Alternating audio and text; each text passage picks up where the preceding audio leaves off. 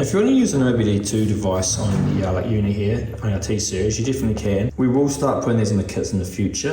We didn't at the start because we didn't quite have working. So you're going to get the OBD2. Now this is going to connect to your car's ECU, and you can bring data up from it and check fault lights and whatnot. So above your pedals and below your steering wheel, you're going to have a port that looks the opposite from this. Just get on your hands and knees next to your car and look up, and you'll see it somewhere. It could also be behind a flap you have to pull off, so keep a lookout for it. On Toyotas, which most of our T Series are for, it's normally just out in the open. Now what you're going to need to do is you'll need to give internet to the unit. So we've got other videos on how you hotspot your phone to it, but you're basically going to have to turn off Bluetooth on your phone before you start the unit, because otherwise CarPlay or Android Auto is going to start. Turn your phone's hotspot on and then come into your Wi-Fi up here and connect to the Wi-Fi. Now you can obviously also connect to your home Wi-Fi or whatever's happening here. That's going to connect to the previous one. That's fine. And then you want to go to the Play Store and you want to download the app you're after. I suggest just starting with Car Scanner ELM. It is a blue looking app icon. Hopefully this will load up. That's the one there. You can see it's already installed here. Now it's free, or there's a paid version. I think it's $6 for the life of it, so it's pretty reasonable. So once you've installed that, it's going to come up under your apps here, and you can see actually there it is there. But the first thing I want to do is, so we're going to plug this into your car. Once it's plugged in and you go into Bluetooth here, you should be able to come into here, and we should be able to go pair new device, and it should come up like OBD2 here. If it doesn't come up, I'll pull it out and plug it back in. I'm just going to pull it out and plug it up. There it is right there. Now what's going to happen when I try and click on this? It's going to be stuck on here,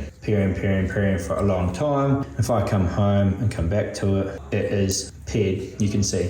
So just go home. It's never going to get past a pairing step. Oh, that's okay because it is paired. Then we want to come home here. We want to come into Car Scan. If you're using Torque, it's like a different one. It could be like different, but for now, just I'll use the one here so we can test it's all working. Come into Adapter, choose like Bluetooth. Come into here, choose the OBD2. That should come up. You can also choose a connection type as your car. We'll go back to the home screen, and we're just going to push connect. And so you can see it's going to try and connect to the adapter. So it's trying to connect to this over Bluetooth. Now it's connected to that, and now it's going to connect to the car's ECU. All connected. You can turn it on if you want, but you'll see your data will start to come through here now. This is on a simulator, that's why it's running a bit high. But your data will come through here, and you can see majority of our customers probably want. You can check your trouble codes, like fault codes, or you can come in and check out all your sensors. Now a lot of people are going to be searching for in here ATF, which stands for automatic transmission lock fluid. On here, because it's on the simulator, it isn't going to come up.